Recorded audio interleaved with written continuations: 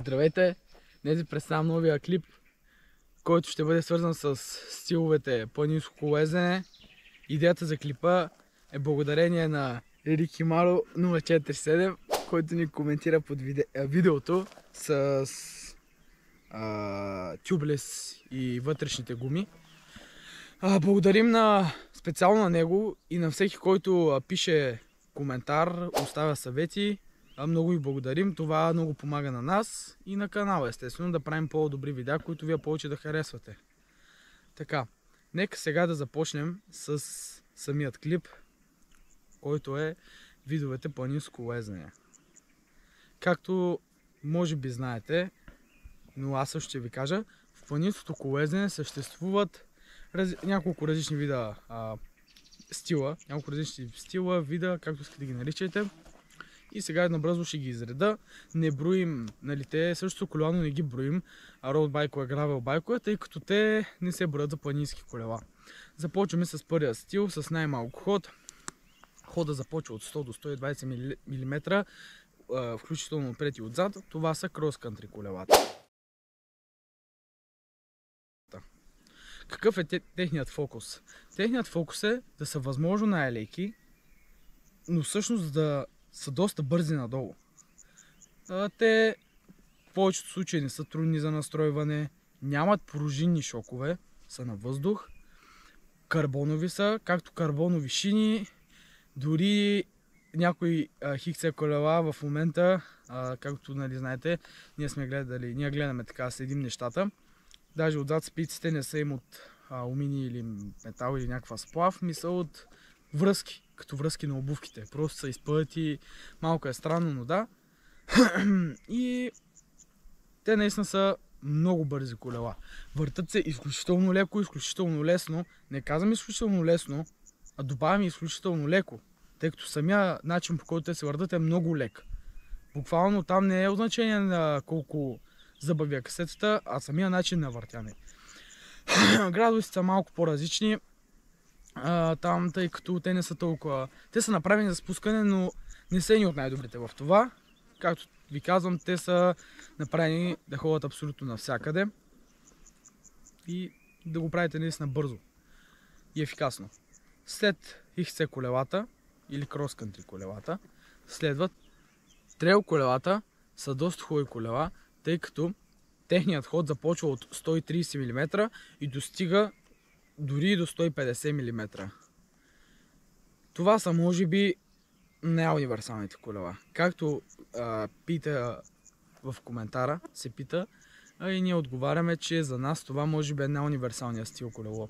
Тъй като в днешни дни стилът All Mountain е изчезнал, или е към изчезването си, и той вече толкова не се зачита, а дойде трейл и след това е ендурото, така че трейла е може би най-универсалният стил, най-добрият стил, с който вие да започнете, тъй като хиксето може да ви стори да не сте толкова сигурен на него, тъй като заради аглите и различни работи, а трейла е наистина с доста добри ъгли, цялото колело, рича му е голям, уилбейза му е голям, хед енгъла му, челният му ъгъл на български е 65 градуса дори на някои трейл колела.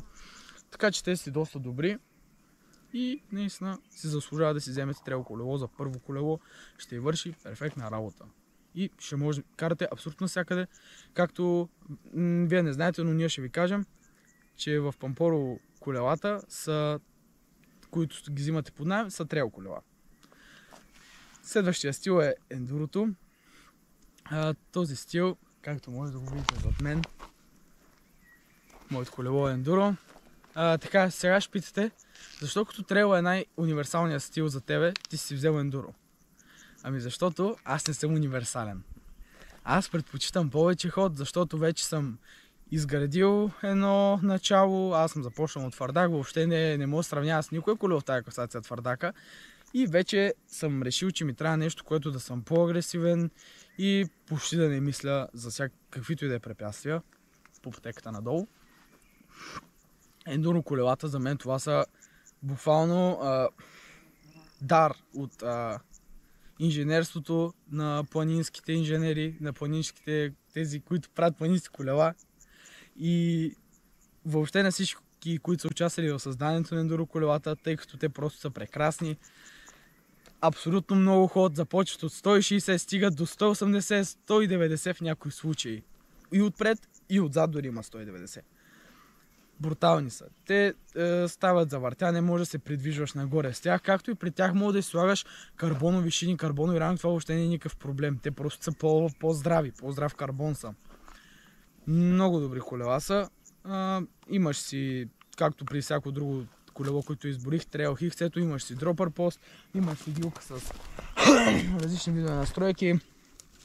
Тук са компресии, отгоре там е само заключване при наванко вилката и има си абсолютно всичко, може би колелата с най-голямо разнообразие.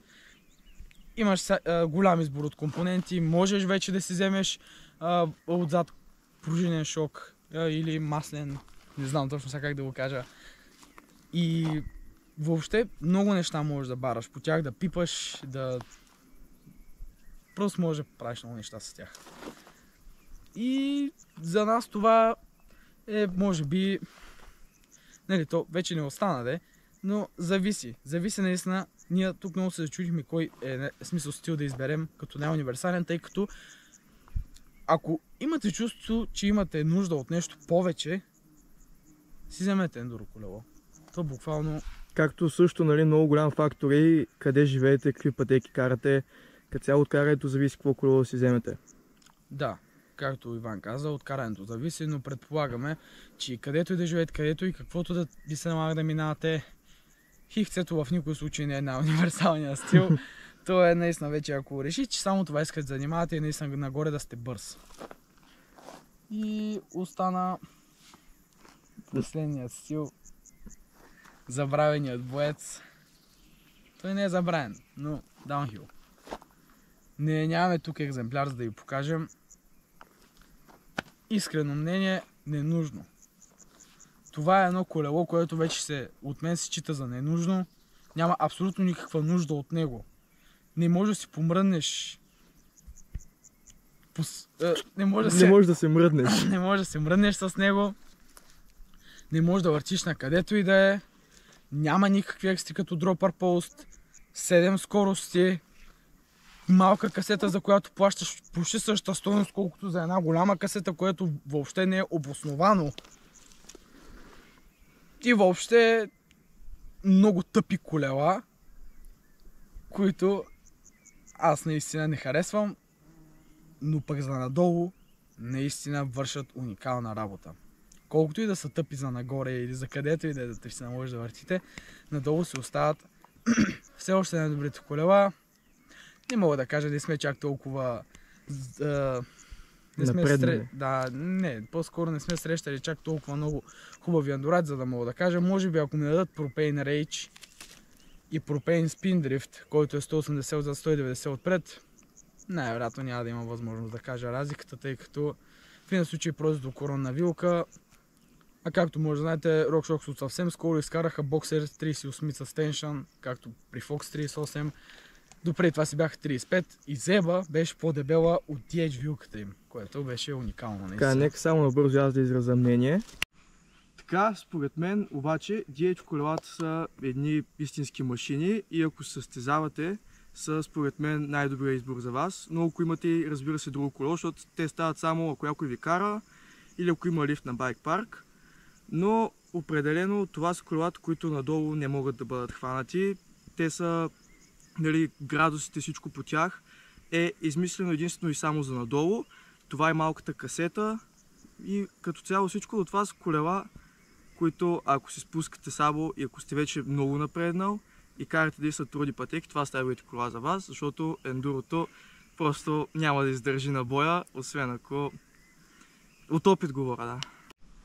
Също така, както знаете, преди аз имах Propane Rage 2018 година, като аз като всяко лапе исках да имам даунхил колело, обаче наистина, ако не сте състезател или ако не живеете в байк парка или ако нямате личен асистент да ви кара постоянно, за вас това колело няма смисъл, защото аз дори като излезнах с колелото да си го пообикалям, например по града малко, не може да се прибера до нас, трябваше да го бутам.